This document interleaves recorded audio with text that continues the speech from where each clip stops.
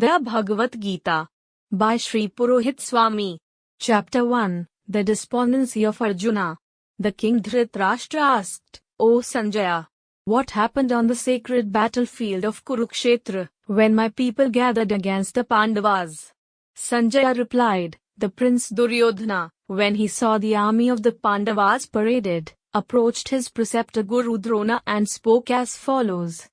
Revered father, behold this mighty host of the Pandavas, paraded by the son of King Drupada, thy wise disciple.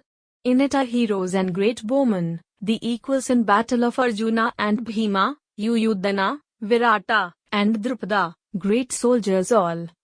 Dhrishtaketu, Chekitan, the valiant king of Banaras, Purojit, Kunti Boja, Shaibya, a master over many.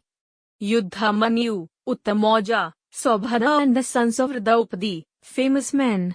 Further, take note of all those captains who have ranged themselves on our side, O best of spiritual guides, the leaders of my army. I will name them for you.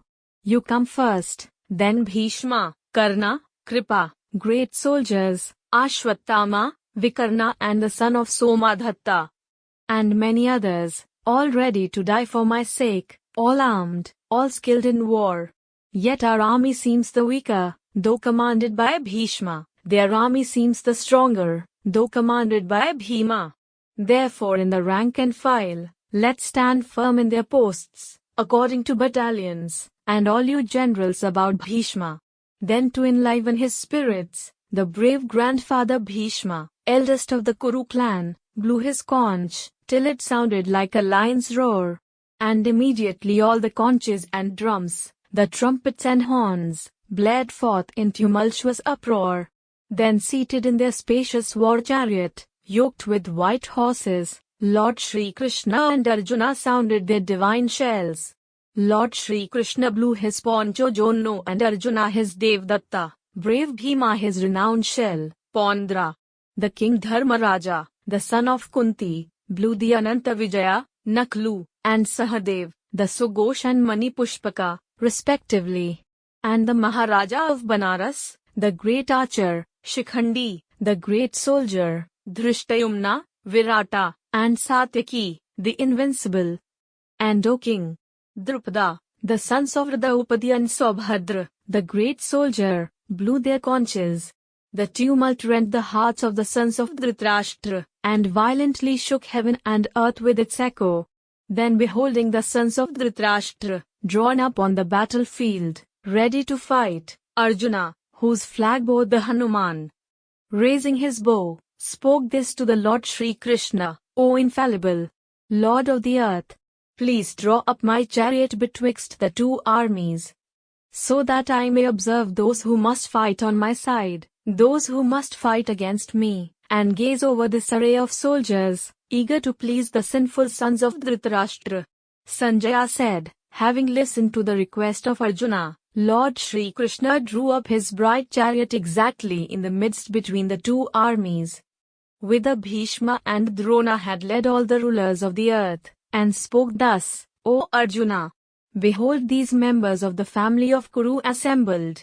There Arjuna noticed fathers, grandfathers, uncles, cousins, sons, grandsons, teachers, friends, fathers-in-law and benefactors, arrayed on both sides.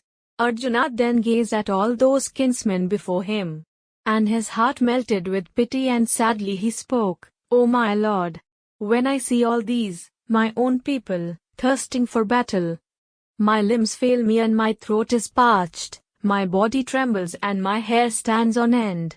The Bogandiva slips from my hand, and my skin burns. I cannot keep quiet, for my mind is in tumult. The omens are adverse. What good can come from the slaughter of my people on this battlefield? Ah, my lord, I crave not for victory, nor for the kingdom, nor for any pleasure. What were a kingdom or happiness or life to me, when those for whose sake I desire these things stand here about to sacrifice their property and their lives? Teachers, fathers and grandfathers, sons and grandsons, uncles, father-in-law, brothers-in-law and other relatives. I would not kill them, even for 3 worlds, why then for this poor earth? It matters not if I myself am killed. My lord, what happiness can come from the death of these sons of Dhritarashtra? We shall sin if we kill these desperate men. We are worthy of a nobler feat than to slaughter our relatives, the sons of Dhritarashtra. For, my lord, how can we be happy if we kill our kinsmen? Although these men, blinded by greed, see no guilt in destroying their kin, or fighting against their friends. Should not we, whose eyes are open, who consider it to be wrong to annihilate our house, turn away from so great a crime? The destruction of our kindred means the destruction of the traditions of our ancient lineage, and when these are lost, irreligion will overrun our homes. When religion spreads, the women of the house begin to stray. When they lose their purity, adulteration of the stock follows. Promiscuity ruins both the family and those who defile it, while the souls of our ancestors droop, through lack of the funeral cakes and ablutions. By the destruction of our lineage and the pollution of blood, ancient class traditions and family purity alike perish. The wise say, my lord, that they are forever lost, whose ancient traditions are lost. Alas, it is strange that we should be willing to kill our own countrymen and commit a great sin, in order to enjoy the pleasures of a kingdom.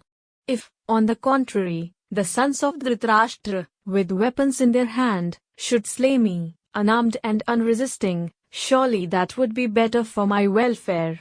Sanjaya said. Having spoken thus, in the midst of the armies, Arjuna sank on the seat of the chariot, casting away his bow and arrow, heartbroken with grief.